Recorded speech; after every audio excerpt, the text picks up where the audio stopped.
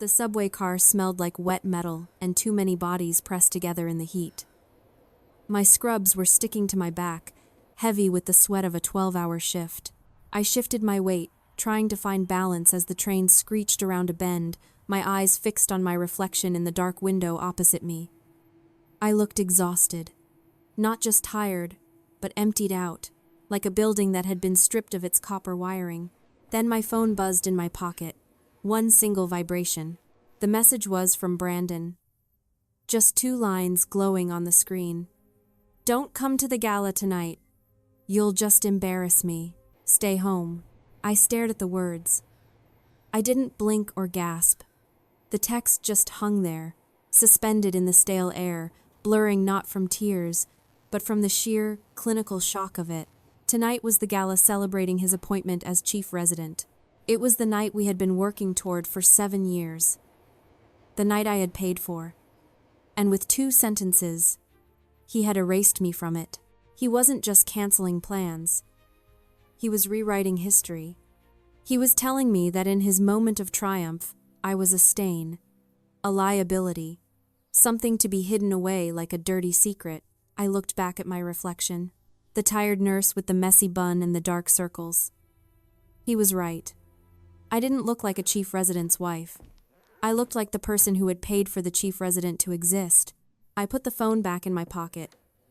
Tears imply that you've lost something you can get back. This was different.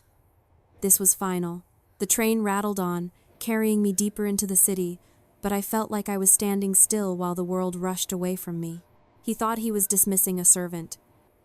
He didn't realize he was dismissing the architect of his entire life. Drop a comment and let me know where you're listening from and what time it is for you right now. I'd love to know who's part of our community. People always ask why women stay. They think it's weakness. They think it's a lack of self-respect. They're wrong. I didn't stay with Brandon for 7 years because I was weak.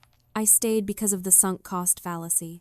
I stayed because when you have poured every ounce of your life force, every dollar, and every dream into a single investment, walking away doesn't feel like freedom. It feels like bankruptcy. I leaned my head against the rattling subway window and closed my eyes.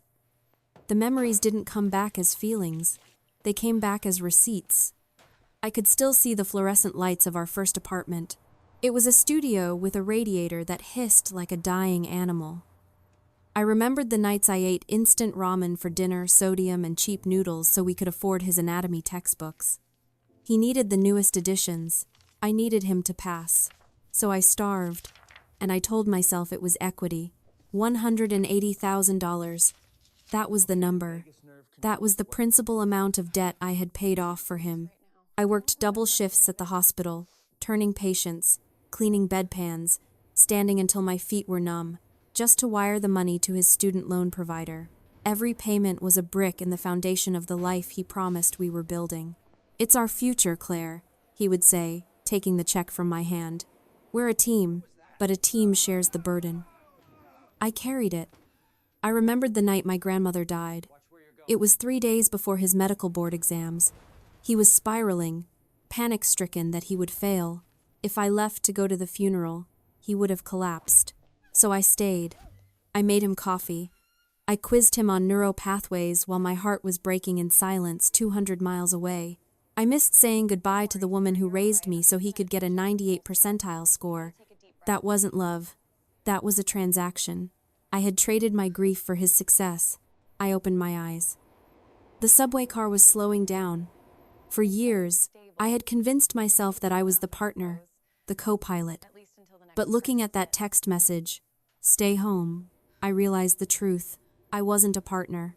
I was a venture capitalist for a startup that had finally gone public, and the CEO had just decided to cut me out of the IPO. He didn't see me as his wife. He saw me as a creditor. And nobody likes to see their creditor at the victory party. It reminds them that they didn't do it alone. It reminds them that they owe a debt they can never repay. Brandon wanted to be a self-made god tonight. My presence would only prove he was a mortal who needed his wife to pay the electric bill. I stood up as the doors hissed open. The air in the station was stifling, but my mind was cold. He thought he could write me off like a bad loan. He was about to learn that I still held the controlling interest. The subway train lurched violently as it rounded a curve, the screech of metal on metal drowning out the hum of conversation. Bodies pressed together, a sea of suits and briefcases, everyone avoiding eye contact, everyone locked in their own private bubbles of importance. Then I saw him. He was standing near the doors, an older man, maybe late 60s, wearing dirt-stained gardening clothes and boots caked with mud. His hands were gripping the pole, knuckles white, but his balance was failing. As the train jerked again, his knees buckled. He stumbled forward, arms flailing for purchase. The businessmen around him did exactly what you'd expect. They recoiled. They pulled their expensive Italian wool coats tighter, stepping back as if poverty were contagious. One man in a pinstripe suit actually put a hand out to block him, a look of pure disgust on his face. I didn't think. Instinct took over the muscle memory of 10 years in trauma wards. I lunged forward, catching him by the elbow just before he hit the floor. He was surprisingly light, frail almost, but his arm felt solid under the flannel shirt. "I've got you," I said, my voice cutting through the silence of the car. I guided him to the seat I had just vacated. "Sit down." Slowly, he looked up at me, his eyes wide and blue, startled by the contact. "Thank you," he wheezed, pressing a hand to his chest. "Thank you, miss." I kept my hand on his wrist, automatically checking his pulse. It was racing but steady. "Deep breaths," I instructed, ignoring the stares of the other passengers. "Just breathe." He nodded, taking a moment to collect himself. Then he looked at me again.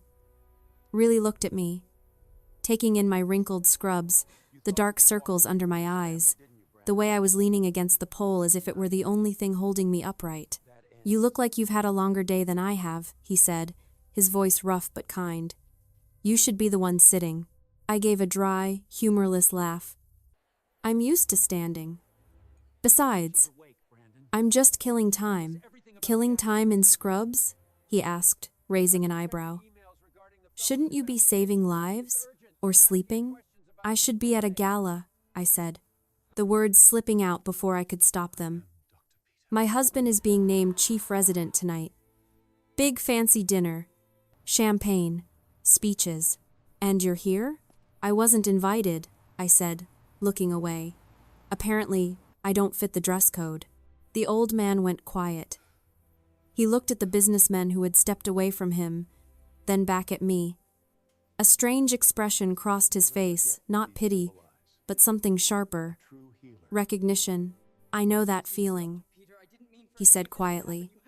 "Being invisible in a room full of people who think they're important." The train began to slow for the next station. The announcer's voice crackled. "Next stop, 59th Street, Columbus Circle." "That's my stop," I said, pushing off the pole. "The gala is at the arbitration center. I wanted to be close to it. Even if I can't go in." The old man stood up. He was steadier now. "That's my stop too," he said. He brushed some dirt off his sleeve, though it made little difference. "And since you saved me from a broken hip, the least I can do is walk you to the door." No one should have to walk to their own husband's victory party alone. I hesitated.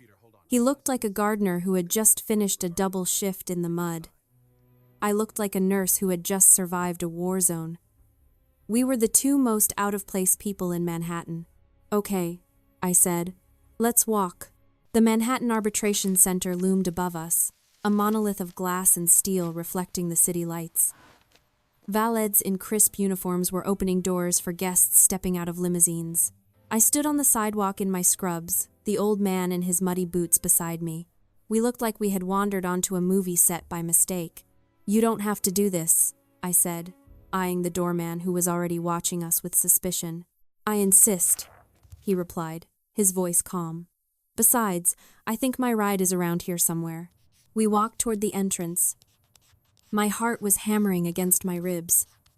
I saw a group of residents. I recognized people I had made coffee for, people whose shifts I had covered walking in, laughing. And then I saw him, Brandon. He was standing near the velvet ropes, holding a glass of champagne, surrounded by a small circle of admirers. He looked perfect. The tailored tuxedo fit him like armor. He was laughing at something Travis, his fellow resident, had said. Then he turned his head and saw me. His smile vanished. It didn't fade. It was deleted. He handed his glass to Travis and stormed toward us. His strides were long and aggressive. When he reached us, he didn't even look at me. He looked through me. "What are you doing here?" he hissed, his voice low and dangerous. "I told you to stay home." I started, but the words caught in my throat. He leaned in closer, and I could smell the expensive scotch on his breath. "Look at you," he sneered, his eyes raking over my scrubs. "You smell like the subway. You look like a rat that crawled out of the tunnels. Do you have any idea how important tonight is? Do you have any idea how hard I've worked for this?" "We worked for this," I whispered. "Don't start with that martyr act," he snapped. Then his gaze shifted to the old man standing silently beside me. Brandon's lip curled in disgust. "And who is this? Did you bring a charity case to my gala? Is this some kind of joke?" "He's a friend," I said, stepping between them. "He helped me." "A friend?" Brandon laughed, a harsh, ugly sound. "Great. My wife shows up looking like a janitor, dragging a vagrant along for the ride. Get out of here, Claire. Now." He reached into his jacket pocket and pulled out his checkbook. He scribbled something furiously, ripped the page out, and shoved it at me. "Here," he said, "take this. Go check into a hotel. Buy yourself some decent clothes. Just get away from here before anyone sees you." I looked down at the check. $6,000. The price of his dignity. The price of my silence. So, this is what I'm worth, I thought. $6,000 to disappear. I felt a fracture inside me. Not a break, but a shift, like a tectonic plate finally snapping into a new position. The man I had sacrificed everything for wasn't just embarrassed by me, he was injured by me. My presence reminded him that he wasn't a god. It reminded him that he was mortal, that he needed help, that he had debts. And for a narcissist, that reminder is an unforgivable sin. My gaze snapped back to his. "You think you can buy me off?" "I think I'm solving a problem," he said coldly. He turned his glare to the old man. "And you? Get lost before I have security throw you out with the trash." The old man didn't flinch. He didn't step back. He just looked at Brandon, his eyes clear and unblinking. "Is that how you speak to people, doctor?" the old man asked. His voice wasn't loud, but it carried a weight that cut through the noise of the street. "Is that how you treat the people who hold you up?" "I don't speak to trash," Brandon spat. "Security." He waved at the doorman. Travis and the other residents were watching now, their expressions a mix of confusion and amusement. Brandon puffed out his chest, ready to perform his power. He had no idea he was standing in the shadow of the guillotine. 2 security guards stepped out from the glass doors, their faces impassive masks of authority.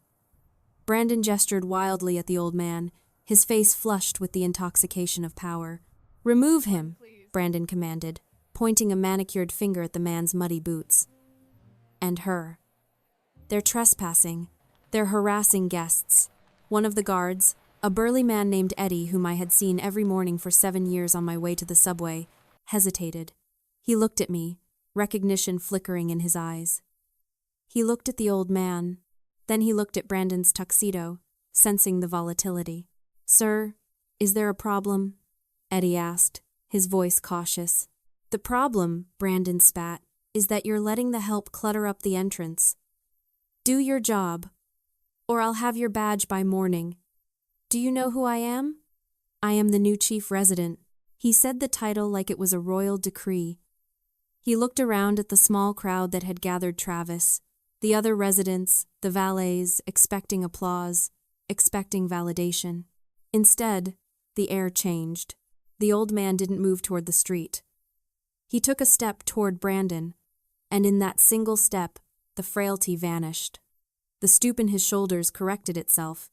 His chin lifted. The hand that had been trembling on the subway pole was now steady as granite. He didn't look like a gardener anymore. He looked like a statue of a general coming to life. "Chief resident, the old man repeated. His voice had dropped an octave. It wasn't the raspy wheeze of the subway, it was the baritone of a lecture hall, a prestigious title, one that requires character, empathy, and judgment. "Excuse me?"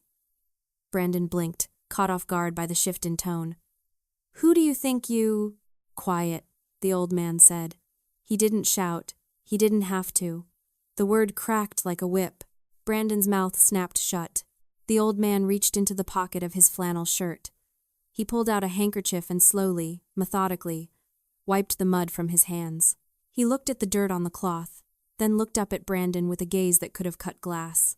"You've been emailing my office for 3 weeks, Brandon," he said. "Begging for a meeting. Desperate for 5 minutes of my time to secure your appointment." Brandon froze. His eyes darted around, confusion warring with arrogance. I don't know what you're talking about." "You don't?" The old man tucked the handkerchief away. "You sent 3 drafts of your fellowship application. You cited my 1998 paper on neuroplasticity in your opening statement. You called my secretary, Martha, 4 times yesterday to see if I would be attending tonight." The color drained from Brandon's face. It started at his jaw and vanished downward, leaving him gray and waxen. "No," Brandon whispered. "No, that's impossible. Dr. Peter is." "Dr. Peter is standing right in front of you," the old man said, "and he is very unimpressed." A gasp rippled through the small crowd. I saw Travis, Brandon's friend and rival, take a distinct, calculated step backward.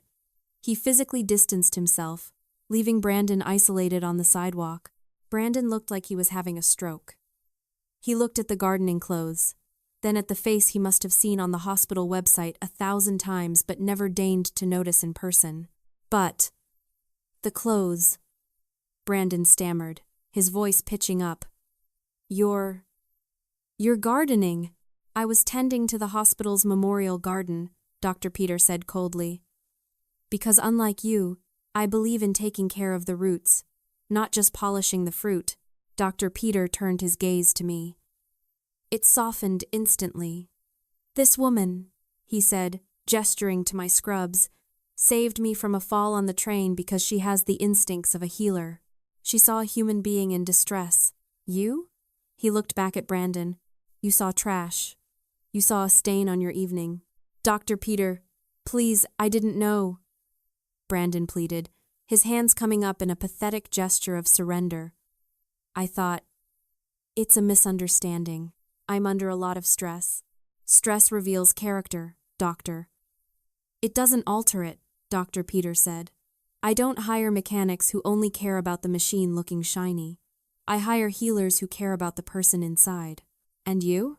Dr. Peter stepped closer, invading Brandon's personal space, towering over him despite being 3 inches shorter. "You have fatally misdiagnosed the situation. I had seen bodies go into shock before. I knew the signs. The pallor, the rapid breathing, the sudden inability to comprehend basic inputs. Brandon was in shock, but it wasn't medical, it was existential. The universe he had constructed, a universe where he was the sun, and everyone else was just gravity keeping him in place, had just gone dark. "Sir," Brandon stammered, his voice cracking like a teenager's. I can explain. I didn't know who she was with. I thought she was being bothered. I was trying to protect the integrity of the event." "Integrity." Dr. Peter repeated the word as if tasting something spoiled. "You wouldn't know integrity if it stitched you up in the trauma room."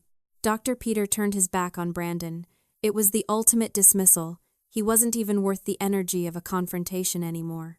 The chairman turned to me, and the ice in his eyes melted into genuine warmth. "What is your name, nurse?" he asked. "Claire," I said. My voice was steady. For the first time all night, I didn't feel like I was shrinking. "Claire," Dr. Peter nodded. "You checked my radial pulse on the train. You assessed my airway without me even asking. And you prioritized a stranger's safety over your own comfort. That is what we call aptitude." He reached into his pocket and pulled out a heavy, cream-colored business card. My office is looking for candidates for the Nurse Practitioner Accelerated program. We need people who actually see the patients. I want you to apply. Use my name. I took the card. It felt heavier than the check Brandon had thrown at me. It felt like a future I didn't have to buy. I had earned it. Thank you, doctor, I whispered. Don't thank me. You did the work, he said. Then he turned back to Brandon. The warmth evaporated instantly. As for you, Dr. Brandon, the chief resident position requires the unanimous approval of the board. You just lost the chairman's vote. And, I imagine, he glanced at Travis and the other residents who were now studiously looking at their shoes. You've lost the respect of your peers. You can't do this, Brandon gasped. I'm the top of my class. My metrics are perfect. Your metrics are irrelevant, Dr. Peter said coldly. Your residency is terminated, effective immediately. You're a liability. Clear out your locker by morning. The silence that followed was absolute. The city noise seemed to fade away, leaving only the sound of Brandon's heavy, panicked breathing. He looked at Dr. Peter, then at Travis, finding no purchase. Finally, his eyes landed on me. For 7 years, I had been his safety net. I had been the one to fix the flat tires, to type the papers, to pay the bills, to soothe the ego. He looked at me now with a desperate, pathetic hope. He thought the dynamic still held. He thought he could snap his fingers and I would step in to mediate, to apologize, to fix it. Claire, he pleaded, reaching out a hand. Tell him. I looked at his hand, the manicured nails, the expensive watch I had bought him for his 30th birthday. Then I looked at the check still crumpled in my fist. $6,000. I smoothed the check out. Brandon's eyes followed it, a flicker of relief crossing his face. He thought I was considering the price. He thought everything was negotiable. You told me I didn't belong in your world, I said, my voice calm and clinical. You told me I looked like a rat. I was stressed, he begged. I took the check in both hands. The sound of tearing paper was sharp and loud in the quiet night. I ripped it once, then again, and again. The pieces fluttered down to the sidewalk, landing on his shiny patent leather shoes like snow. You were right, Brandon, I said. I don't belong in your world. I stepped closer, looking him dead in the eye. And now, neither do you. I turned my back on him. I nodded to Dr. Peter, who gave me a small, respectful salute. Then I walked away. Down the street, my sneakers making no sound on the pavement. Behind me, I heard Brandon shouting my name, but it sounded distant, like a noise coming from a television in another room. I didn't stop. I didn't look back. I just kept walking toward the subway, breathing in the cool night air, feeling the weight of 7 years lifting off my shoulders with every step. The seasons changed in New York the way they always do, loudly, then all at once. The sweltering heat of the subway platform gave way to the damp chill of November, then the biting gray of January. But for the first time in 7 years, I didn't feel the cold. I sat in the library of the university, a stack of pathophysiology textbooks in front of me. This time, the name on the student ID card next to my laptop was mine. Dr. Peter had kept his word. He didn't hand me a career. He opened the door, and I walked through it. The accelerated nurse practitioner program was grueling, harder than anything I had done before, but the exhaustion felt different. It was the good kind of tired.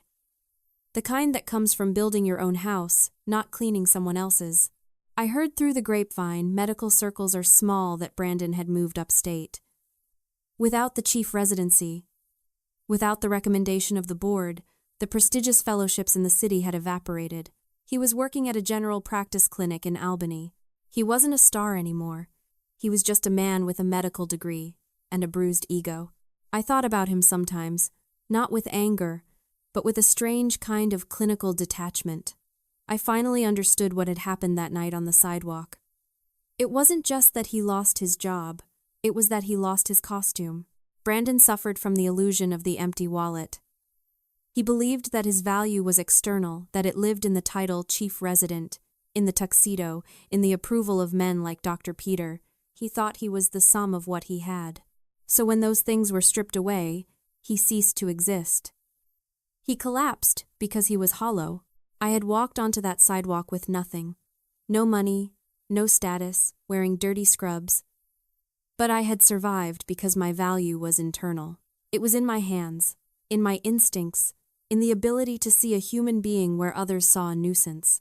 He had the coat. I had the heart. And the heart is the only currency that doesn't devalue when the market crashes. I packed up my books and walked out into the crisp spring air. I stopped at the bursar's office on my way out. I pulled out my checkbook, my own account, my own money earned from my own shifts. I wrote a check for the semester's tuition. My hand didn't shake. I signed my name in blue ink. It was the most expensive thing I had bought in months, but it didn't feel like a cost. It felt like an investment. I walked to the subway station. The train rattled in, noisy and crowded as always. I stepped on, grabbed the pole, and looked at my reflection in the dark glass. The circles under my eyes were gone. The woman looking back at me wasn't a creditor, and she wasn't a victim. She was a healer, and she was finally, completely free. If this story reminded you that your value comes from within, not from a title, please like and share this video. And tell me in the comments, have you ever had to walk away from someone to find yourself?